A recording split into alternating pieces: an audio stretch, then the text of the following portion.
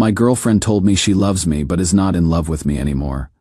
I did not know our relationship was ending until she started calling it comfortable. 3 weeks later, she told me she was not in love, and I realized comfort was just code for convenience. I am Jude, 30 years old, and I have been with Lena for 4 years. We moved in together 2 years ago after she finished grad school. Things were good, or at least I thought they were. We had our routines. I made coffee every morning while she got ready for work. We took turns cooking dinner. We watched shows together on the couch every night. On weekends, we hiked or went to farmers markets, or just stayed in bed late. It felt like building something real. But around 3 months ago, things started shifting. Small things at first. Lena began thanking me differently. When I cleaned the apartment on Saturday mornings like I always did, she started saying things like, "You are such a good roommate," not boyfriend. Roommate, I noticed she stopped saying love you back. Instead, it became you are the best or thanks, babe. Little replacements that felt off but not alarming enough to confront. Then came our anniversary planning. 4 years together felt significant, so I suggested we do something special. Maybe that bed and breakfast in the mountains she had mentioned wanting to visit. She looked at me with this strange expression, halfway between guilt and relief, and said, "Let's keep it low-key this year. I want to focus on myself more." I asked what she meant by that, and she just smiled and said she was working on personal growth. I did not push it. The distance kept creeping in. She started going to yoga classes that ran late. She went out with coworkers more often, coming home smelling like wine and apologizing for losing track of time. She was always on her phone, texting people I did not know, angling the screen away when I walked past. When I asked about her day, her answers got shorter. Work was fine, class was good, nothing specific, nothing that invited me in. I felt like I was watching her through glass, seeing her but not reaching her. I told myself I was being paranoid, that she just needed space to process whatever she was going through. I gave her that space. Maybe that was my mistake. One Sunday morning, I was fixing the sink in our bathroom. The garbage disposal had been making a grinding noise all week, and I finally had time to look at it. Lena came in and leaned against the doorframe, watching me work. Then she said, "Can I tell you something without you getting upset?" I looked up at her. Water was dripping from the pipe I was holding. I said sure and waited. She did not wait for me to put down my tools or stand up. She just started talking. "You are my favorite person," she said. "But I do not think I am in love with you anymore. I feel like I am living with my best friend, not my boyfriend." I remember the way the words landed. Not sharp, not loud, just heavy. I wiped my hands on the towel hanging from the counter, nodded, and said that actually explains a lot. She looked surprised, like she had been bracing for a fight. "What do you mean?" she asked. I stood up and walked past her to my desk in the corner of the living room. I opened my laptop and pulled up my email. There was a confirmation for a cabin rental I had booked 2 weeks earlier, the same weekend I had been planning to propose. I had imagined how it would go. We would hike up to the overlook at sunset. I would tell her how much she meant to me, how I could not imagine my life without her. I would get down on one knee and ask her to marry me. The ring was not in my car or hidden in some clever spot. It was in the kitchen drawer under the cutlery tray next to the bottle opener. I had put it there a month ago when I started noticing the distance. Like some part of me already knew, I canceled the reservation right there while she stood in the hallway. Then I walked to the kitchen, opened the drawer, and took out the ring box. I looked at it for a second, then put it back and closed the drawer. The sound of it sliding shut felt final, like closing the door on the version of me that kept trying to earn her love. Lena asked what I was doing. I told her I was just adjusting expectations. She looked confused, maybe even a little hurt, but I did not explain further. There was no drama, no yelling, no tears, just the quiet realization that I had been living in a relationship that had already ended weeks ago.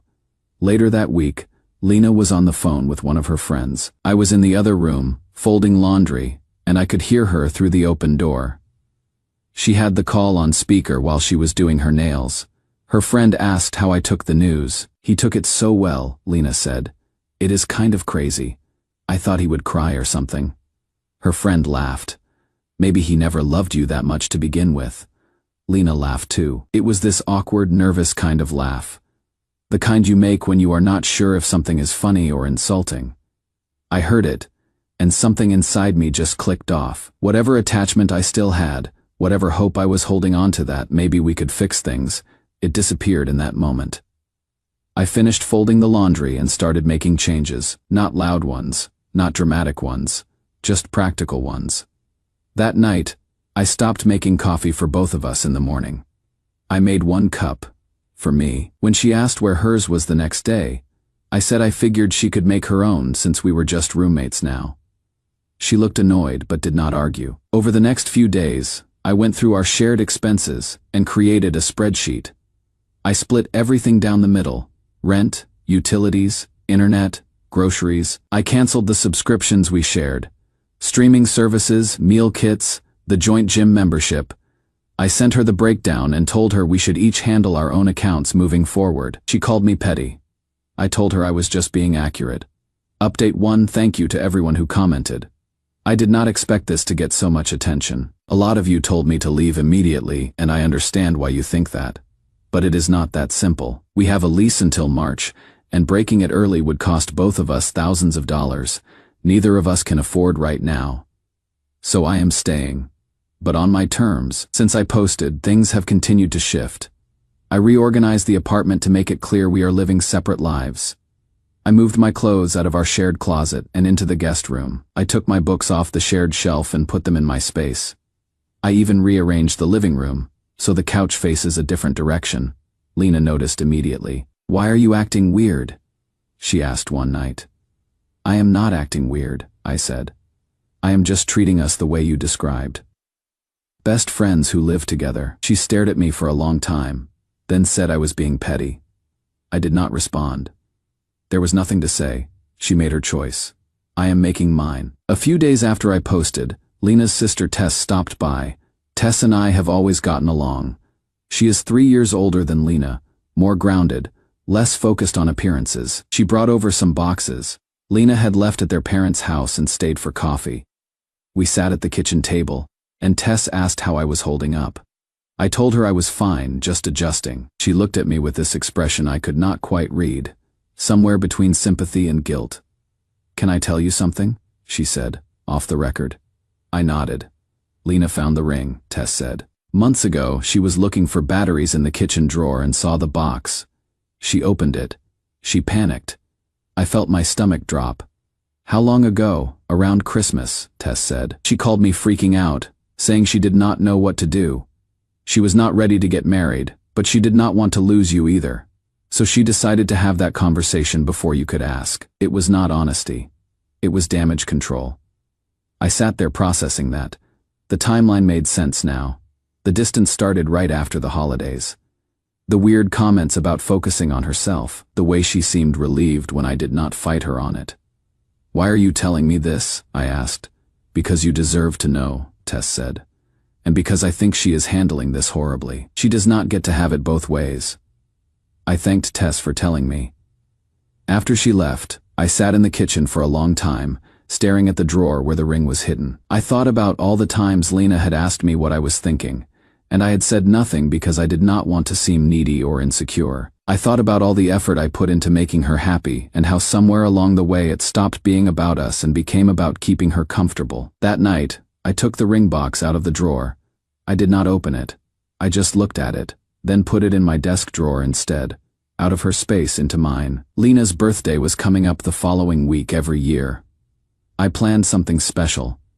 2 years ago, I organized a surprise dinner with all her friends at her favorite restaurant. Last year, I took her to a concert she had been talking about for months. This year, I decided to do something different. I bought her a candle. Just a simple candle from the store down the street. I put it in a gift bag with a handwritten card that said, "Hope this year brings you clarity." On her birthday morning, she came into the kitchen where I was making breakfast. Just for me. She looked at the single plate on the counter and asked if I was making her anything. I said I figured she could make her own.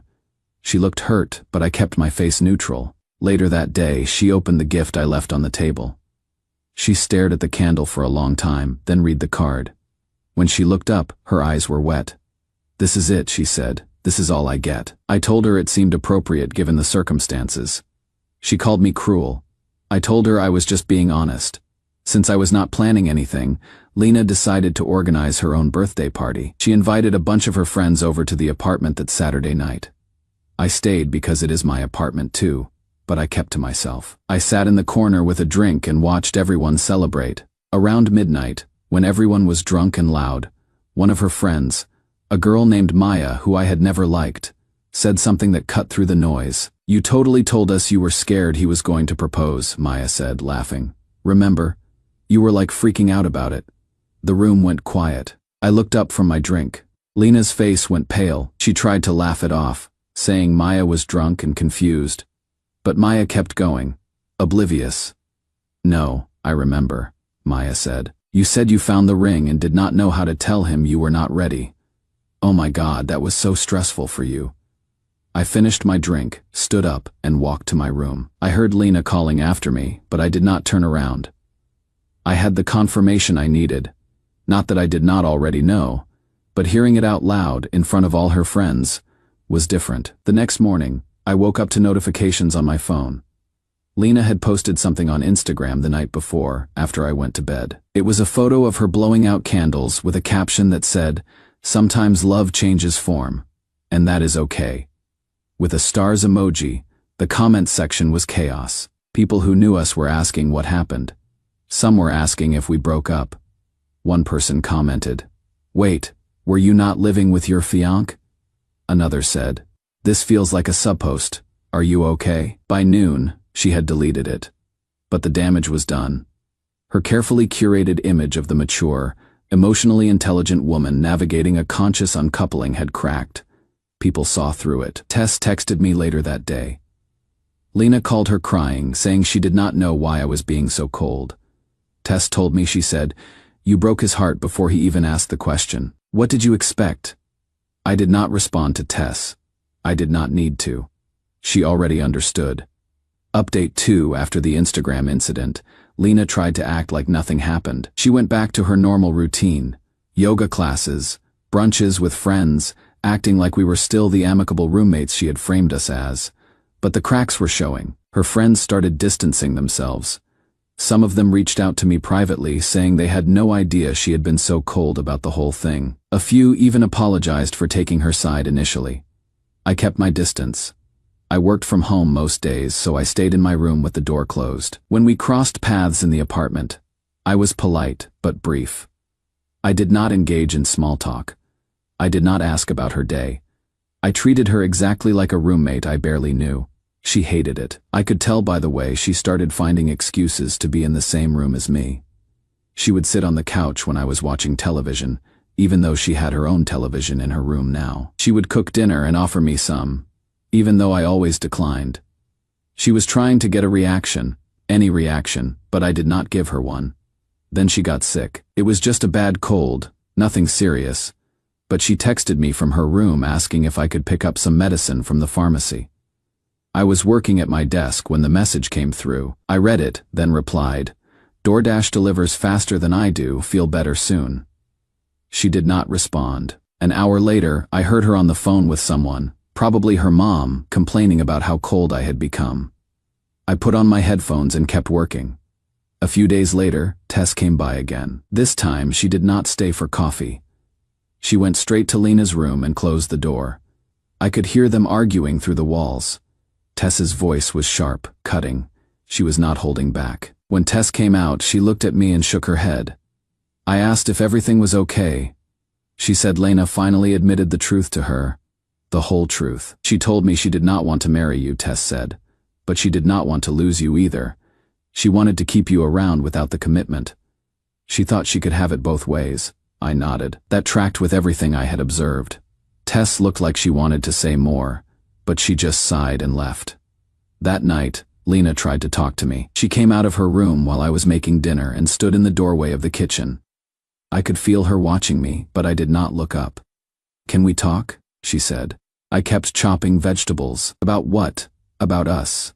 About everything." I finally looked at her. "There is no us," I said. "You made that clear months ago." She started crying. I did not expect that. She said she had made a mistake, that she had been scared and confused, that she did not realize what she was giving up until it was gone. She said she still loved me. She reached for my hand, but I stepped back. "But you do not love me the way I loved you," I said. "You love the idea of me. You love having someone who cooks dinner and fixes things and makes your life easier. But you do not love me enough to commit. You do not love me enough to stay." I put down the knife and turned to face her. "You do not love me," I said. "You love the idea of having someone who takes care of you without demanding anything back. You love comfort. You do not love me." She tried to argue, but I held up my hand. "I am done, Lena. I am not angry. I am not hurt. I am just done. You wanted to focus on yourself, so go focus on yourself." She left the kitchen. I heard her door close, and then I heard her crying through the walls. I went back to making dinner. A week later, I told her I was ending the lease early. Yes, it would cost money. Yes, it would be inconvenient. But I had saved enough, and I was ready to move on. I had already started looking at places. I found a small house outside Portland. Nothing fancy. Just a 2-bedroom with a yard and a garage I could turn into a workspace. When I told Lena, she panicked. She could not afford the apartment on her own, and she did not have anywhere else to go on short notice. I told her she had 2 months to figure it out, which was more than fair. She accused me of abandoning her. I reminded her that she was the one who ended the relationship, not me. The day I signed the lease on the new house, I started packing. I took my time, boxing up my books and clothes and kitchen supplies. I left her the couch because I never liked it anyway. I left her the television in the living room because I had already bought a new one for the new place. I labeled the boxes parting gifts in my head, but I did not tell her that. On my last day in the apartment, Lena tried one more time. She asked if we could at least stay friends. I looked at her and said, "Comfort was never the problem. You just confused love with maintenance." She did not have a response to that. I loaded the last box into my car and left. Final update: the house outside Portland has been everything I needed. It is quiet out here, away from the noise of the city. I have a small yard where I started growing tomatoes and herbs. The garage has been converted into a workspace where I do my freelance design work. I wake up early, make coffee just for myself, and spend my mornings working on projects I actually care about. It feels like I got my life back. I have not spoken to Lena since I moved out. I blocked her number and her social media. I did not do it out of anger. I did it because I needed a clean break. Through mutual friends, I heard she had to move back in with her parents. Apparently, she tried to find a roommate to take over my half of the lease, but it did not work out. She also started some kind of podcast about emotional growth and relationships, which feels ironic given everything that happened. From what I understand, it is not going well. She is struggling to pay her bills and keeps asking her parents for money. I do not feel vindictive about any of this. I do not take pleasure in her struggles. I just feel nothing. That is the strangest part. For months, I thought I would be angry or hurt or something. But when I think about her now, I just feel neutral, like she was a chapter in my life that is over, and I have moved on to the next one. Tess and I still talk occasionally. She apologized on behalf of her family for how everything went down. I told her she did not need to apologize for someone else's choices. She told me Lena asks about me sometimes, wondering how I am doing. Tess does not tell her anything. She said Lena made her bed, and now she has to lie in it. A few months ago, I met someone new. Her name is Harper, and she is a civil engineer.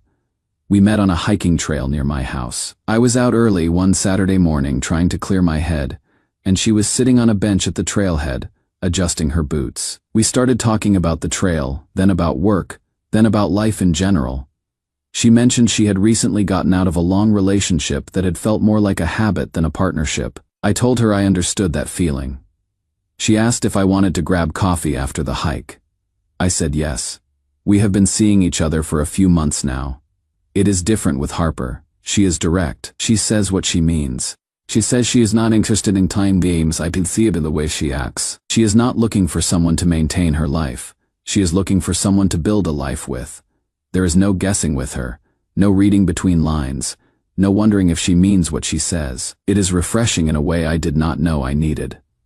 Last week, we were sitting on my porch after dinner, watching the sun set over the trees. She turned to me and said something that stuck with me. "I do not do almost," she said. "Either it is something, or it is nothing." I do not have the energy for in-between anymore. I smiled. Same, I said, and I meant it. I spent 4 years in a relationship that felt like it was always on the edge of becoming something real, but never quite got there. I am not doing that again. I am not interested in comfortable. I am not interested in convenient. I am only interested in real. Looking back, I think the hardest part of the whole thing with Lena was not the breakup itself. It was realizing how much of myself I had given up trying to make her happy. I had stopped doing things I enjoyed because she was not interested. I had stopped seeing friends because she did not like them. I had stopped making plans because I was always waiting to see what she wanted to do first. I turned myself into a support system instead of a partner. I am not doing that anymore. With Harper, I am still myself. I still go hiking on Saturday mornings. I still work on my design projects late into the night when inspiration hits. I still see my friends, and Harper does the same. She has her own life, her own interests, her own goals. We come together because we want to, not because we need to. That is what I learned from all of this. Love should not feel like maintenance. It should not feel like work in the sense that you are constantly trying to prove your worth or keep someone interested. It should feel like two people choosing each other every day, not because it is comfortable or convenient, but because it is real. I do not know if Harper is the person I will spend the rest of my life with. It is still early, but I know this feels different. This feels right.